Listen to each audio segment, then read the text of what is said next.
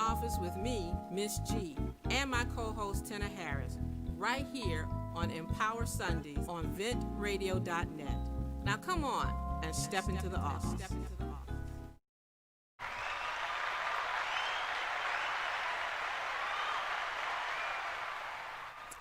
Well, good morning. Great Sunday morning to everybody. It is a wonderful Sunday morning. I know it's a little cloudy outside, but guess what? We still here. So we are so happy to have you today on In the Office with Miss G. I'm feeling pretty good today. I'm very, very excited today. So I just want everybody to tune in, give us a call at 248-429-7224. Because we're going to have a wonderful, exciting program today. We want to say hello to our co-host, Tenna. She's not with me today, but we're wishing her well. She's with her grandbabies. So we just want to say hello to her and all of the babies and Mr. Harris and hope everything is well with her today. We also want to say good morning to my engineer and the most classiest woman that I know, our engineer today, Miss April Diva Styleberry. So happy to have you with me today. Yes, and so we're just gonna get right into it because I got so many. I'm like I said, I'm so excited. I'm just so excited. Today is January the 24th.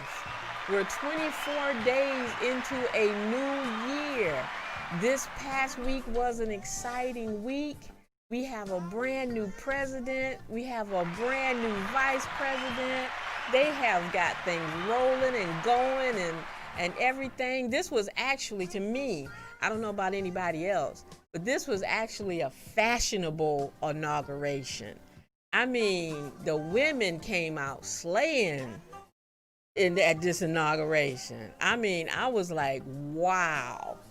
I mean, the black presence was there with the designers and the wonderful poems and oh my God, it was an amazing Wednesday. This was an amazing inauguration. This was a groundbreaking inauguration. This will be an inauguration I'm glad I witnessed. The first one that I witnessed was I actually was in Washington for President Obama when he first got inaugurated for the first time. I wasn't right there. I was way in the back somewhere. But this inauguration that just passed was something that was phenomenal, something that was historic, and I'm glad that I got a chance to be a part of it. So this week has been a very exciting week. Yes, I said today is January 24th, 2020. And, you know, I'm not a very good weather woman, but I know it's cloudy out and it's going to be cold today. So bundle up, put your mittens on. We had Senator Bernie Sanders with everybody want them mittens he had on. I do too. I do. I want those mittens he had on. I mean, because he sat there with his legs crossed with the mittens on, and I think he was the warmest person sitting up in there. So, I mean, I want those mittens. So get your mittens out and your earmuffs and your scarf and your heavy coat because it's cold out there today. But, you know, we always start off our program by reading our daily bread. And today, I said it's January 24th, 2021. And today's lesson is entitled, Mandy Just Listened. And our lesson is coming from Job, the second chapter, the 11th through the 13th verse. And this is how our lesson goes today.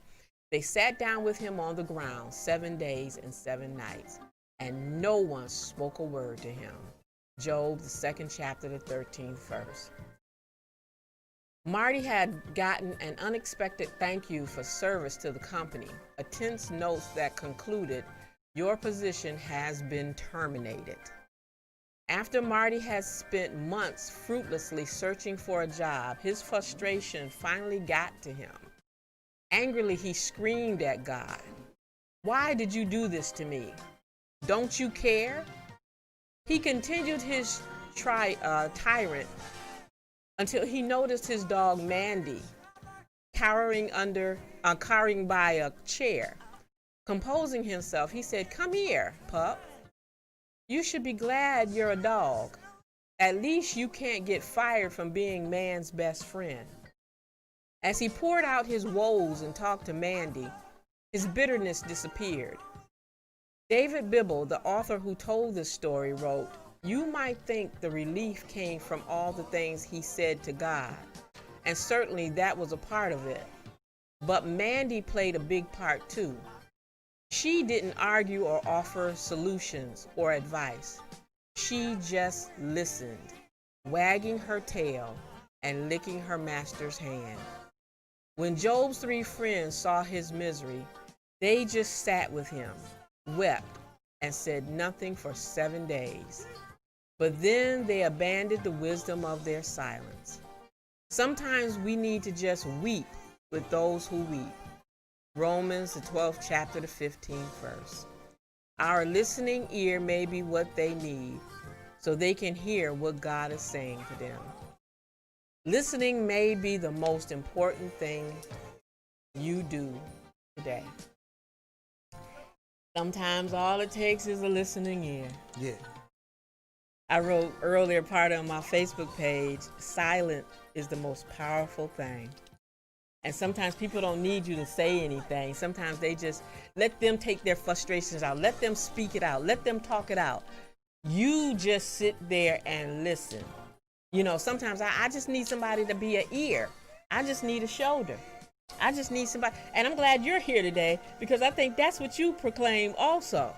And sometimes we just need to just listen to what people need to say. This man here got an unexpected note saying, "You fired. Your job is no longer needed here." When they laid me off at my job, December 9th, and my boss said, I don't know how to tell you this. Just tell me. Just tell me. And when he got finished, he looked at me and I said, "Okay." And I call him boss man. I ain't gonna say your name because I know you're looking, Brian. So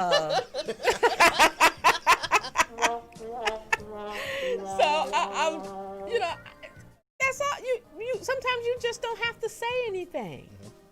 You know, people say you can read a person if you just watch them. A person will tell on themselves if you just keep quiet and don't say a word. And that's what I've learned to do that. Don't say a word. People come to me and tell me stuff, and I may not say a word. It's not that I'm ignoring you. I'm listening. You know, that's what you have to do sometimes. Sit down and listen. When I get tyrant people on my phone, when they're calling or complaining, and they have to ask me, "Well, are you there?" "Yes, sir. Yes, ma'am. I'm listening to you." And after they get finished ramping and raving and cussing and all like that, just like this man, they calm down. God will give you a calm spirit. Ain't no sense in me just keep lighting the flame under you. If I be quiet and not say anything, that little flame or flicker is going to go out and you're going to calm down. And then you're going to realize you're going to solve your own problem sometime if you just speak it out. Speak it out. If you go to a psychiatrist, what does a psychiatrist do? You know, they got you get the visual of you laying on the couch and all they doing is crossing their legs, and what they do, they just writing down. You just writing down. I don't know why people pay money for psychiatrists, because they'll just say, "Well, what do you think? Well, what should you do? Well, what do you think you should do?" And then at the end of all of that, they say, "Well, I think you're right." What I pay you for? For you to tell me what I done told you. You get it? So sometimes, and see, the title of our lesson is Mandy Just Listen. Mandy was a dog. Marty and Mandy. Okay, I get it. But Mandy was a dog. And while he yelling and talking to Mandy about this job, Mandy sitting there looking at him like, I just wish I don't know what he's saying, but he seemed upset, and I'm just going to wag my tail, and I'm just going to listen and lick his hand.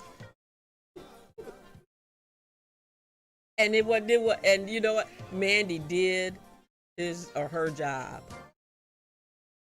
Man's best friend did his or her job. The dog listened and licked his master's hand. God listens to us. And while he listening to us, he ain't licking our hands. He holding our hand. Whatever we going through, he right there holding our hand. But he's listening. Like he don't know. God knows already what we saying to him, or what we griping about, or what we asking him for. But he wants us to come to him. Oh yeah. You have children. He'll make you come to him. He'll make you come to him. God, man, take the offering up. He'll make you come to him. Oh, I'm going to introduce my guest. I'm just talking to him like everybody know who is it. You know what? We do have a special guest. I am so very happy to have him. Ladies and gentlemen, it is my privilege and my honor to introduce to you Mr. Michael Phillips Jr., the founder. I'm going to say founder, president, CEO, whatever, of Father's First Movement. Yes, ma'am. I am so amazed at this young man. See, I got happy talking about listening and talking to him like everybody knew he was here. That April had to tell me, introduce you. Okay, nah, all right. So I feel like I've known him for ever. Like I told him and April and Tenna, I woke up one morning. I look at Channel 7 News, and then I look at Good Morning America faithfully every morning. And when I woke up and I cut my television on, they were just introducing Father's First Movement and this young man. And I laid there and I looked, and when Michael started talking, I sat up in the bed. And I waited for the next hour because I know they play it over again. Yeah. So I feel like I know you already, Michael, but I want you. And today, let me give you the call number because I want people to call in and talk to this young man. Our call number is 248-429-7224. Once you hear this young man's testimony and what this movement is about, I hope you grab your young fathers or give them a call and tell them to listen in or tune in to Michael. Michael, tell us a little bit about you and the movement and exactly what this movement is about. I'm gonna start off explaining who I am. Okay. A little bit of my background. Okay. My name is Michael Phillips Jr. I grew up on the east side of Detroit in the 48205 area. I went to school at Hellman Elementary, Hellman Middle. Then I graduated from Denby High School. Okay. I grew up with both parents in the household until I was 14 years old. I have 7 other brothers and sisters. Yeah, it was 8 of us in one house. Oh my! And where do you come in at 8? I'm the third oldest. The third oldest. Yes, I'm the third oldest. Okay. I do have a fiance, Kayla. Oh. I have 2. She's on the line. Hey, Kayla. She supposed to came here with me. Oh, okay. Just to babysitting. Oh, okay. I know she's here. I know. We have 2 beautiful children.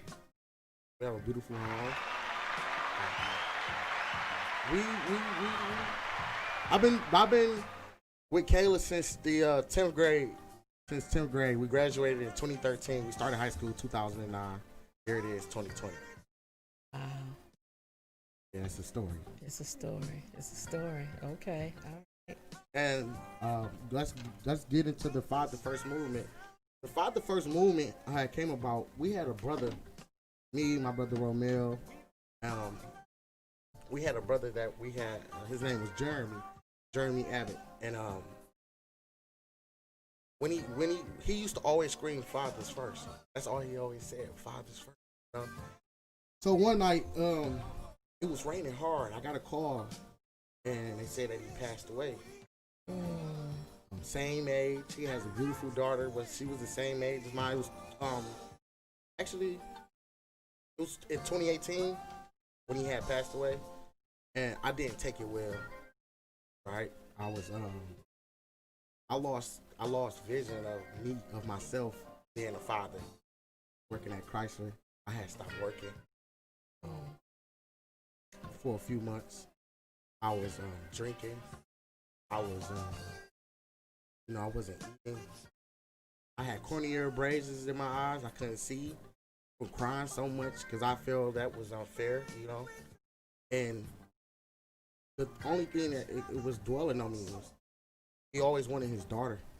So when he lost his life, and at the time I only had a daughter, I just felt that was, unfair to her, to the baby, to the child. It was making me feel so bad to where I started facing depression. Like I said, I was drinking. I had fast cars, two SSs. I wasn't in the right state of mind, and my mom saw that, right? And as a young man, you only can tell that guy, right? Fast forward, COVID-19 came about, right? Now, I'm at Chrysler again. I'm back working and things like that. Right before that, before I get into that, I didn't personally just lose Jeremy. I also lost a couple other guys that was very close to me, and I was going to them for grieving. Talking to them, they was older than me. They was like my big brothers. Okay. And they also had kids as well. So, like a few months after Jeremy passed away, my brother Bam passed away. Older guy, and he had a son as well. So right after I got done hoping, I went right back into this happening so close to me. Then after him, my brother Deontay Wiggins passed away, and he was a father. He was an amazing guy. All these guys are amazing guys. So I was really going through it. All I was stuck on, they are fathers. Right. Right. Them kids have to grow up without their dad, and I understand, losing their life is a sad part, but the most sad part is the kids don't get to have their children. The mothers don't get that help they can get from their biological fathers. Right. I was facing some real deep thoughts, and one passed away due to health. Another one passed away drinking, a motorcycle accident. Wow. And the other one, they said that he was unloading, cleaning his gun. He made a mistake and shot himself in the leg. So with those deaths around me, I was also drinking. Right?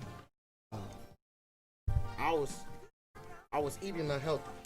So I knew I was starting to have health problems. I was letting my lady know I have my chest hurt. When I get mad, I get sad, my chest hurt bad. Right, and then I have a lot of guns as well. So I just knew it was God showing me it's happening around me. It can happen to you. Wow. If I don't get myself together. So when COVID-19 came up, I actually caught the symptoms. I only had shortness of breath. Right, it was so bad to where if I rolled over in the bed, it's I can't breathe. Right, so I started talking to God. I was able to get that one-on-one that I needed because I had to be quarantined. I lost numbers of weight. I lost a lot of weight. I'm in the room. I had to stay away from my family, my kids. You see what I'm saying? And that was heartbreaking because I had to lock the doors. I locked myself in the room. Right. They had to get out of there. And me at nighttime, talking to God, I let him know. I said, God, if this is my time, I'm willing to accept it. Right? I feel,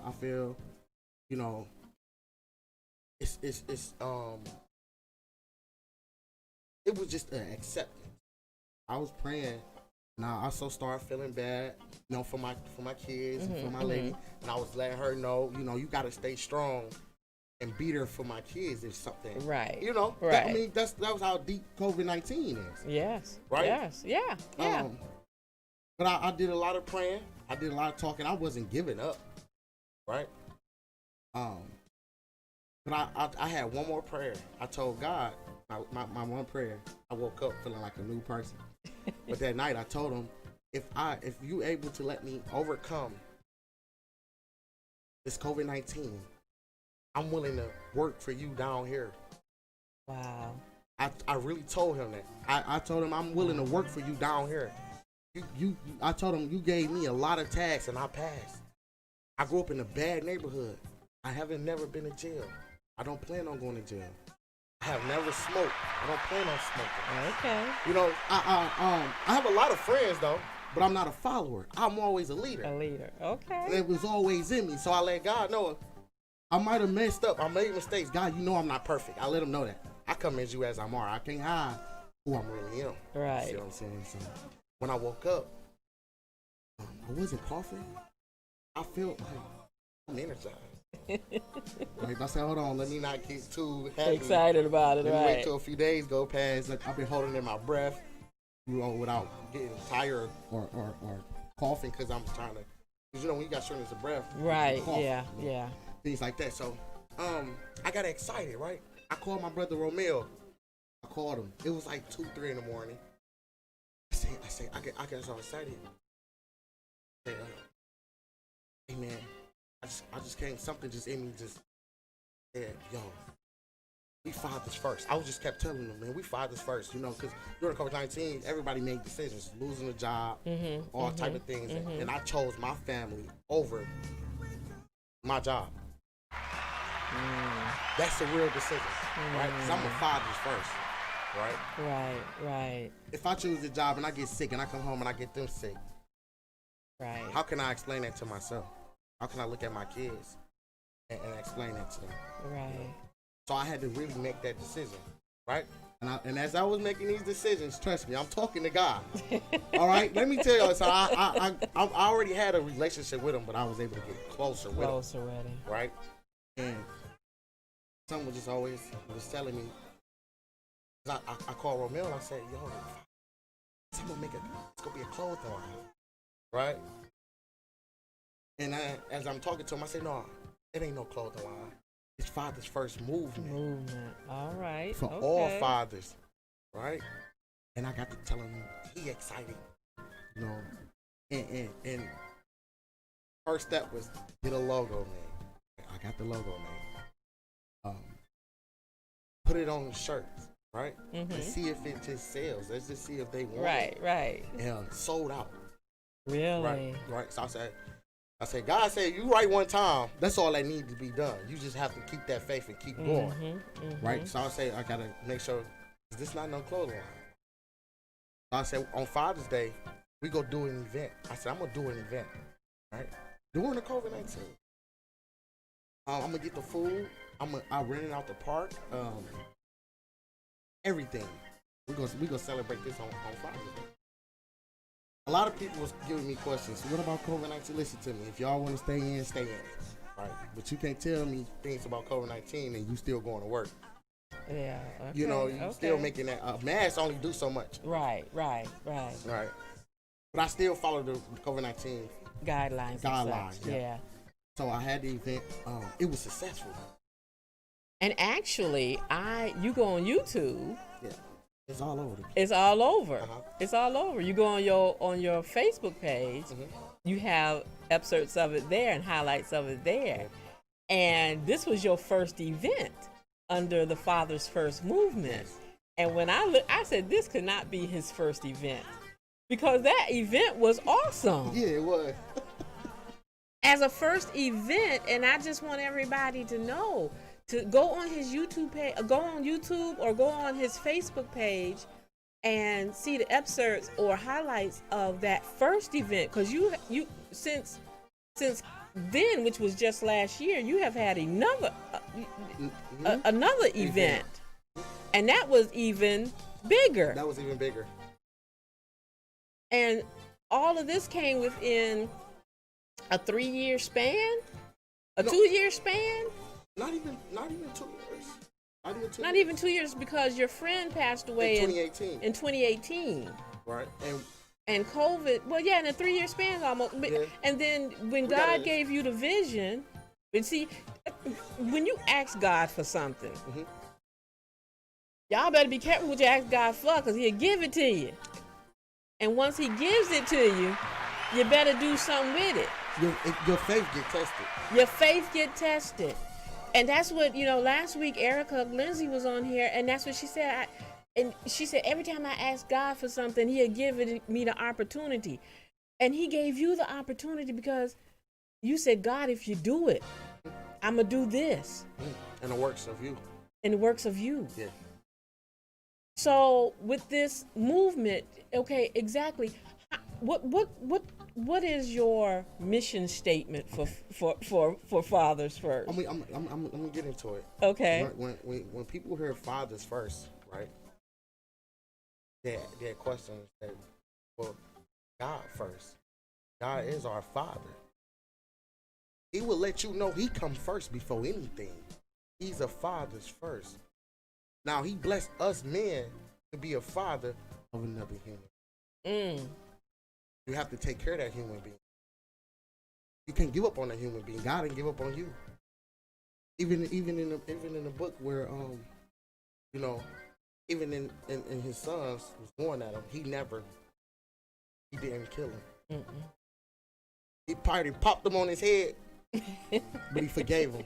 Right. And He continued to be our Father. Right. Right? Right. See, when we get besides ourselves, God has said everything that we got going on and let us know that we need Him. Exactly. He comes first. He's a jealous God. Yes, He does.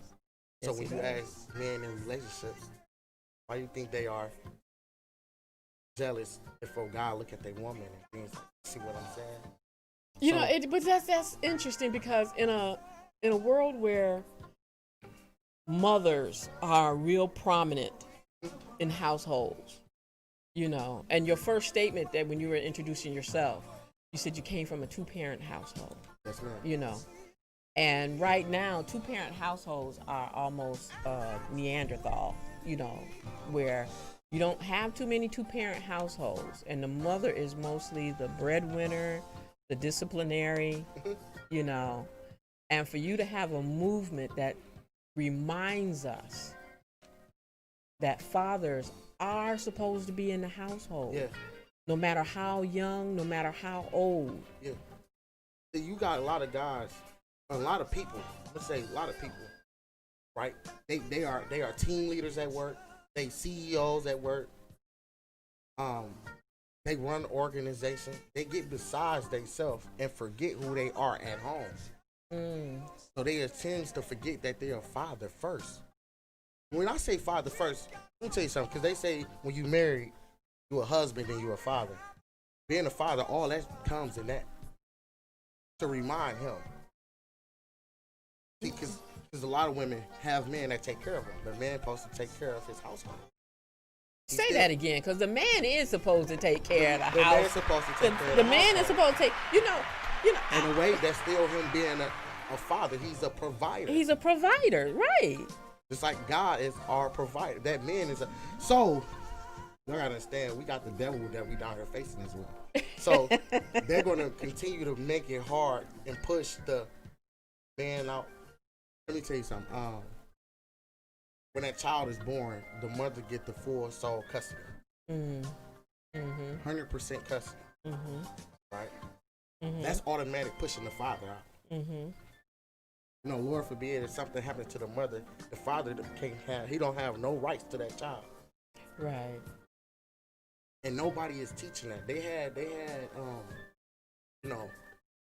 parenting or baby things like that in school, right? Where you were senior or something like that, they was giving you a baby alive. Right. But they didn't show you the laws and the documents that you need to go by after you have a child. That didn't sit right with me. Okay. You know what? Now, you have, I don't know if we said this, but how old are you? I'm 25 years old. He's 25 years old, people. And for him to have this mindset, I'm sitting here with him. He's such an old soul. But he's 25 and he's talking and he's encouraging fathers. Now, you're encouraging all fathers. Yeah. No matter if you black, yellow, brown, pink, purple. Don't matter the skin. Don't matter the skin. You're encouraging all fathers. Now, like I said, you were highlighted on Channel 7. You were highlighted on Fox 2. You were highlighted on Open Mic with Mike Morris. And you're going to be highlighted as a panelist coming February 9th with Empower. That's in New York. In New York City. We're talking about a 25-year-old man, a father. And to me, and you have, do you have a boy and a girl? Yes. You have a boy and girl. How old are they? My daughter is 3, and Mikey the third, he's 1. He's 1. So here is a young man that's being influential with his children right now. They're going to look back at their dad and say, my dad started this movement. Yeah.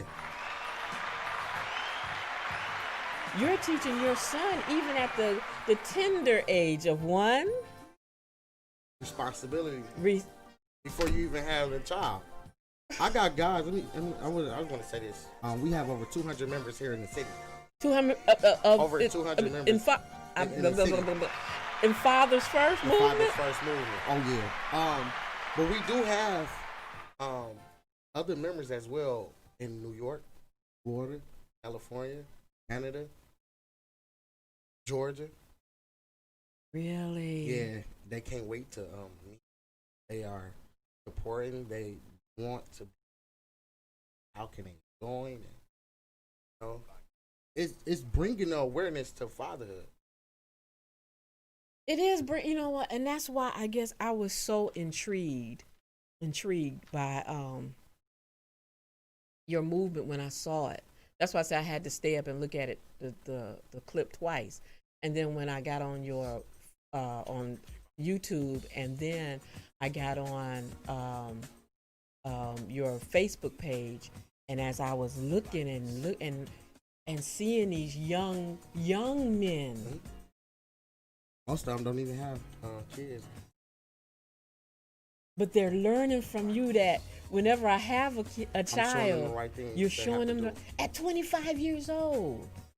So what give? I mean, I know God gave you this drive, but your movement is large. Yeah, it is. It's bigger. It's gonna go whether I'm here or not. So what? I mean, and it's to set the foundation. My father generation didn't have a foundation, and his father didn't have a foundation. You have to start somewhere. They got to start somewhere, right? Because when guys go through things, they tend to wander off. I'm gonna give you a little more of my story. I had both parents in the household, so I was 14, right? But after my mom, my dad broke up, my dad really wasn't there for me. When I say wasn't there for me, he wasn't active, right? And in the neighborhood I was in, I had different streams trying to pull me. I had females, I had gang banging, I had selling drugs, I had doing some things I didn't want to do. For me to go through them things by myself, and my dad was only a few miles away. You know? Wow. And what I had to learn, what I learned, and what I understand, during this movement, he had somebody hurt him. So I have to forgive him in order for me to continue and expand. You gotta forgive. I'm a father now. Right. I'm not perfect. I'm not perfect. So no matter what happened, forgive. These men out here, they're not angry. They hurt. They hurt. Okay. Wow. That's, you know what? Now that's different for me to hear. That the men nowadays aren't angry, they're just hurt. Yeah. Listen, we have a lot against us.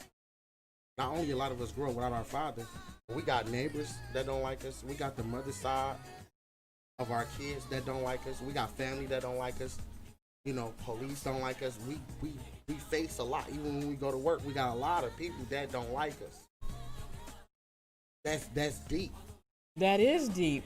And for you to be such a positive young man, to get other young men to think positive and don't turn that hurt into anger. Our kids, our family is our purpose. You hear a lot of people say they do what they do to provide for their family, their kids. Your kids is your purpose. Everybody want to know what's their purpose in life. Love your kids. I bet you find your purpose. Love your kids. I bet and you you're find your gonna purpose. find your purpose. A lot of people do a lot of things and they don't have their kids involved. Have your kids involved. You're gonna know your purpose. You know, you dropping all these wonderful little nuggets, these diamonds, these things. Love your kids and you'll find your purpose. So you don't turn your hurt into anger, but turn your hurt into purpose. To purpose. A lot of people when they sad, even the mothers, all you got is your kids. See? Yeah. When you in that house, in your four walls, even though you sad, you still gotta get up and you gotta cook dinner. You still gotta get up and hold your chin up, hold your crown. But you don't supposed to be in there alone. So the movement is for all fathers, stepfathers. They are just as important as the biological fathers. Okay.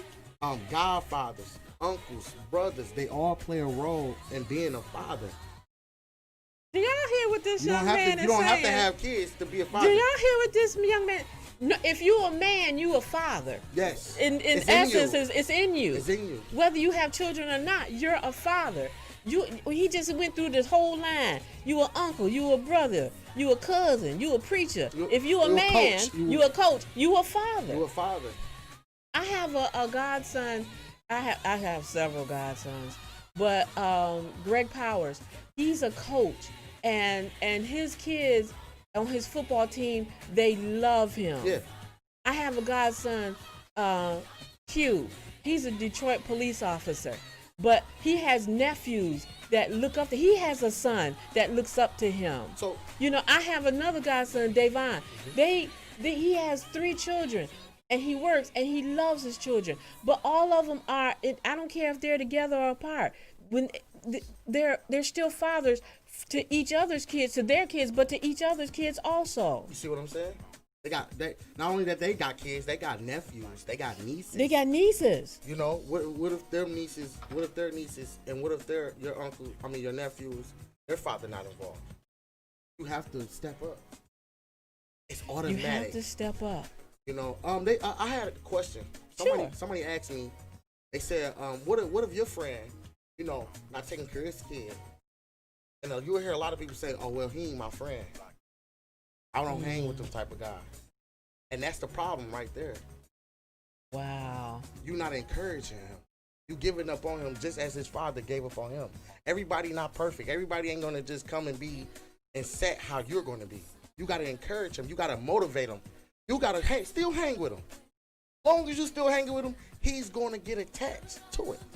Long as he keeps seeing you with your kids, he see that happiness, he gonna want to be it. I'm sorry, but he's gonna want that with his own kids.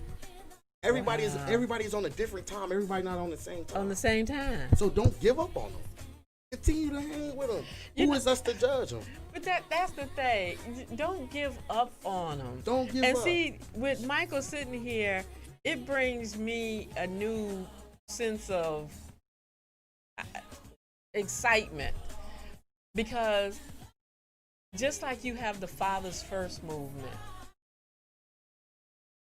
I am so elated to have you here and to hear you say all these things, and to like I said, y'all go on his Facebook page or go on YouTube and look up Father's First. You'll see all of this, everything that he's doing, everything that he's about to do. He has he got on his little jogging suit right now, which I'm kind of loving here, and everything. And support him, because you're a nonprofit. Yes, I'm nonprofit.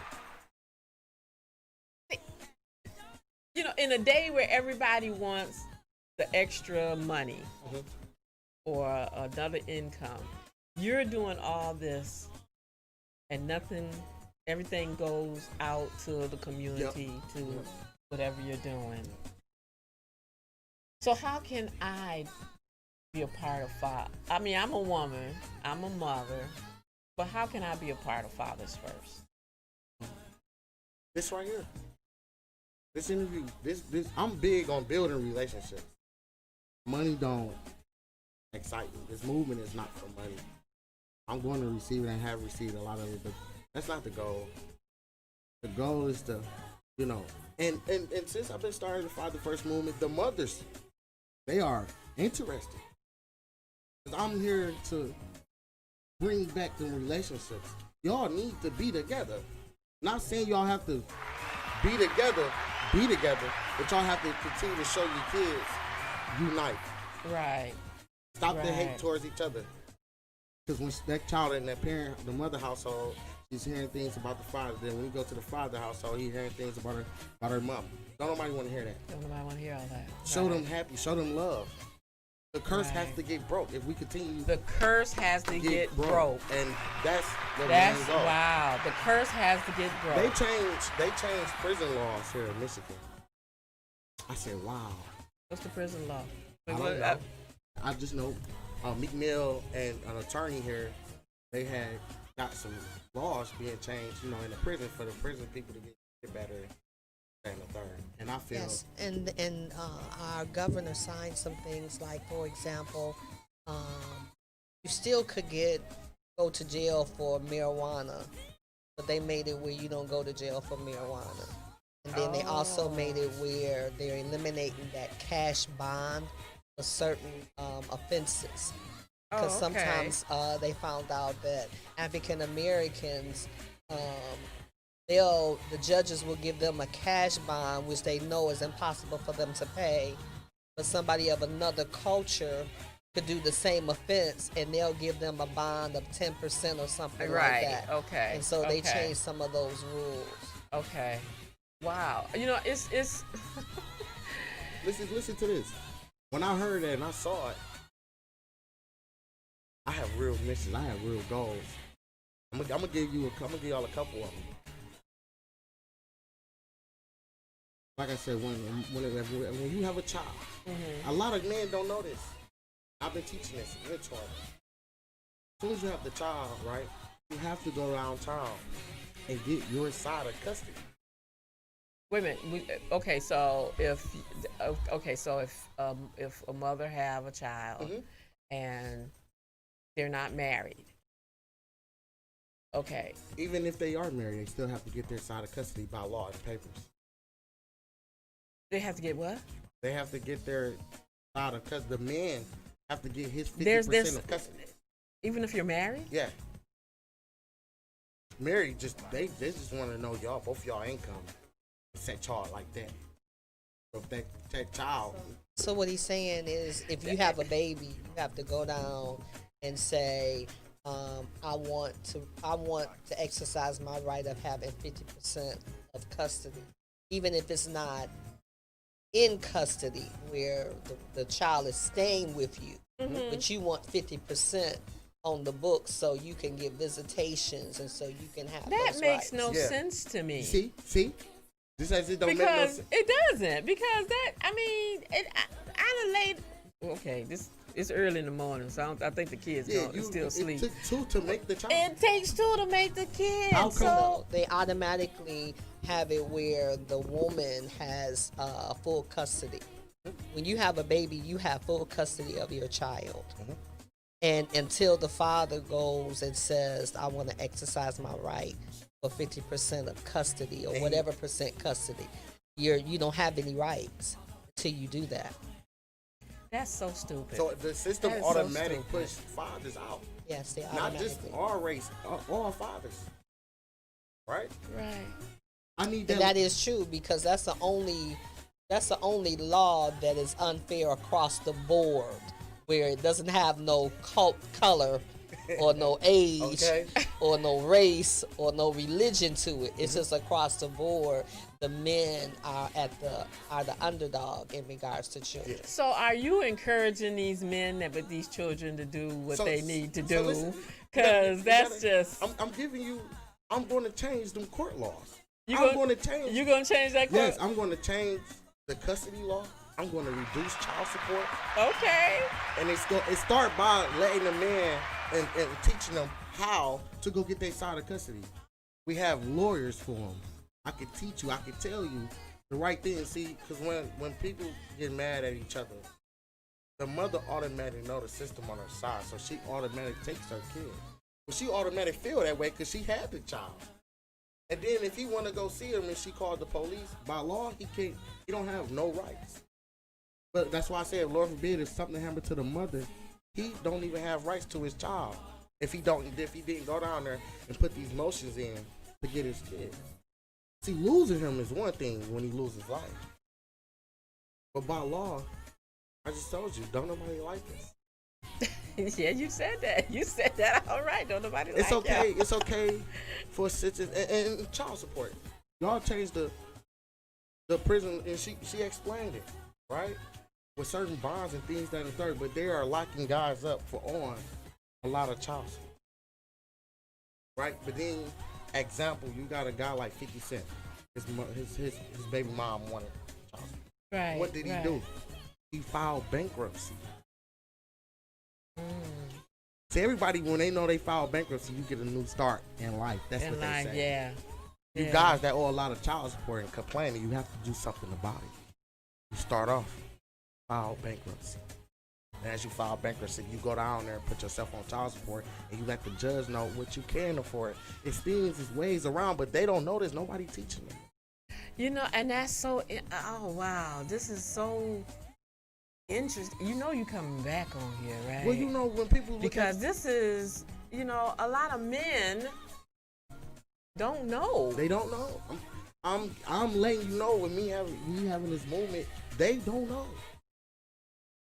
You know, so many men just say, "Oh well, I'm fighting a losing battle," and that's how they feel about it. but not recognizing that even the mothers don't recognize is the damaging part is you think you're hurting the father by forcing your way because maybe that father got a new girlfriend or maybe that father done went on about his business and he's trying to make it, but you're still operating in hurt, so you want to damage him. Right. But you don't realize that you're not really damaging him, that the greater impact is on the child. It's on the child. A wounded woman can wound a child of her own. And that is so true. A wounded woman can hurt her child. And with men not knowing all of this wonderful information that you're providing right now, they feel like, you know, women feel like, well, they not doing nothing. Men not doing nothing. But men just don't know. They don't know. And the mothers don't know neither. Once you push him out the house or out your kid's life, where is it for him to go? Don't nobody like him. He already have to go through these set in court laws just to get his child. Every time, like I just told you, when we're sad, we only have our kids. I have my kids just like you have your kids. They both are our kids. Just like you need them. Right. But grievance, I need them as well. Because we all have that point in time where we don't feel love. Right. We feel wanted. And the kids give us all of that. And that goes with your lesson. That goes with your lesson. It does. It really does. I was over here laughing, smiling. It goes right with your lesson. Because Marty, in our lesson this morning, he was so frustrated. He just had to say, I mean, I ain't got nobody to talk to but the dog. Ain't nobody listening but the dog. Ain't nobody. These fathers feel like there's nobody's listening to us. Mm-hmm. Most definitely. Because these men don't know. They just don't know, April. And some of them don't have a dog. And some of them don't have a dog. They don't have. Oh my God. They don't have nobody. They ain't got nobody. They need their kids. It gives them that fire they need. And that's what Michael, and see, Michael just said it. He done said it 3 times, I think. I'm sorry, what was your fiance's name? Kayla. Good morning, Kayla. When Michael and Kayla get upset with each other and they go to their different corners, them babies don't know nothing about it. All they know is mommy and daddy, and they gonna come to daddy, and no one gonna go to mama. That's all these babies know. That's all they know. That's all they know until we feed them the negativity. Hate is taught. Racism is taught. Hate is taught. This Father First movement is big as Black Lives Matter. It is. You understand me? When I hear Black Lives Matter, it teaches racism. I'm not gonna have my kids screaming Black Lives Matter. Your life already matter. You don't have to tell somebody your life matter. That's like a woman having a married ring on. I'm married. Every day you see her. I'm married. We know you married. We see the acknowledgement. We see the acknowledgement. Right? That's So when they see us as black people, they see the acknowledgement. They know our life matter. If we do Black History Month coming up, you finna hear everything that was invented. Even if it was in elementary, everything. Lives already, we matter. Right? matter. But it ain't just black lives that matter. It's all lives matter. I'm not teaching my kid racism. Hate. I'm not teaching them hate. I'm not doing it. I'm not letting them know, stories about how we've been getting treated. See, because the movement, we're going to reduce crime. Be a father first. You a father before you anything, before you were that badge, before you that chief president or whatever you claim you are. You a father too. You got to go home and answer to your kids as well. You get the energy you put out here. Right. Right. So just because you do it to somebody, it don't go over God's head. Because you notice they still go to church. They still have a religion. So before you think about doing anything, think about your kids first. You're a father. Think about everything you're going to lose. So you're teaching them to be accountable, Accountable. which is a wonderful thing. Yes. You're teaching fathers to be accountable. So that's like you're not just teaching them that they have rights, Right. It's but a you're lot. also teaching them that they need to be accountable for their actions. And it'll reduce it. Excellent. It'll reduce it. Trust me. Wow. Whatever you decide to do, before you go make that decision, you think about your kids first. Because how it's been, they wait till they about to go to prison. They wait till they on their deathbed to start thinking about their kids. They wait till the lady get tired of them. Right? Till they had Right. enough. Right. And what you think, the only thing you hear that man scream is his kids. It's his kids. You should have thought about that before you do decide to do what you yeah. do. Michael, tell us how our men can get in contact with you or with the movement if they want to be a part of this movement. How can we get in contact with you? To get in contact with me, my name on Facebook, Michael Phillips Jr. The Father First Movement page. It says as is. It's Father's First Movement. I'm on Instagram. Father's First Movement. FATHERS. The number 1 ST Movement. I'm going to be the first person to pop up. There's nobody in around this world that has that movement. As that movement goes. It's so when anything you hear Father's First. And it's to bring men together as one. See, these Detroit dad clubs and these different dad clubs, right? And clubs only go so far. I'm not here for no club. I'm here to bring you guys together as one. It takes a village. But if Yes, we're it going to does. continue to be separated and have you the club over there and the club over there, and the club, who's really coming Who's together? really So coming the together. movement give that stage for them to come together. They could continue to they had a dad's club, Right. Right. but this the foundation for one stage for all of us around the whole world. As You well. know, I am so very happy, excited, honored. I'm very honored. Now that's what I truly am. I am very honored to have you here today because when you get on that national platform, Yeah. and I can say, I had this young man on my show. I got to sit and talk with this young man. This has been a wonderful, wonderful morning for me. Me too. I can't really I am so elated to have you here. Now, And Beverly Lindsay says that we need to get an understanding. This young man has an eye-opening view. yes, he does. Beverly, he does. He does have an eye-opening view. Because you have opened my eyes this morning on what young fathers, old fathers, middle fathers, gonna be fathers, fathers that's not here yet, what they actually need to start preparing themselves. My pastor preached a sermon, and I'll never forget it. Prepare abundantly before. Prepare to be a father. Abundantly, get the resources, get the knowledge. This movement it's no small thing. Trust me, I know the task that's gonna come that comes with it. Oh, I've yeah. always been a leader. God ain't gonna give you nothing you are not going to handle. I am just like I said, I'm so honored. Now, like I said before, on February the 9th at 8 p.m., it's the Mentoring Matters, creating generational change. I'm the youngest guy on the And you're the panel. youngest guy. I'm looking at these guys, and they all look all distinguished and not, okay. Yeah. But then I see Michael. I come as I am. You come right. I mean, he right there. I come to He's church right like there. that. I come to church like this. Accept me for who I don't For who care you who really judging are. me. Yes. Seeing me, because one thing they're gonna know, I'm a father first. You're a father. All right. And God is sending me. He's sending me, and I'm coming to these different states, these different platforms. Not only teach them the laws and teach them, and guide them and mentor them. I am letting them know that God come first. Yes. We need Him. Yes, we do. We need Him, and I Yes, can we teach do. more about that. But that's not the platform. That's okay. That's okay. We're going to have you back. Oh, We're going yeah.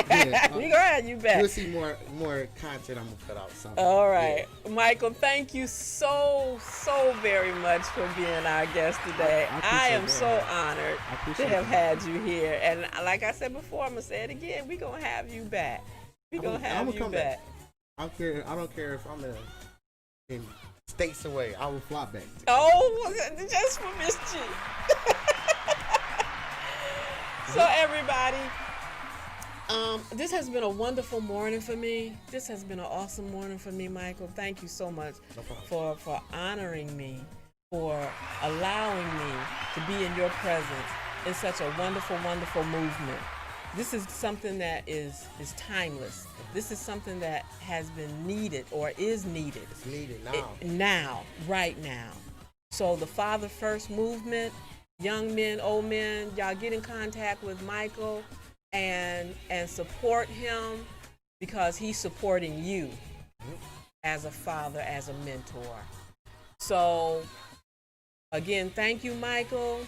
I want to thank everybody for joining us here on Vent. I want to thank April. I want to thank Glenn. I want to thank everybody on Vent Radio and on this Empowerment Sunday, because this is an empowering Sunday today.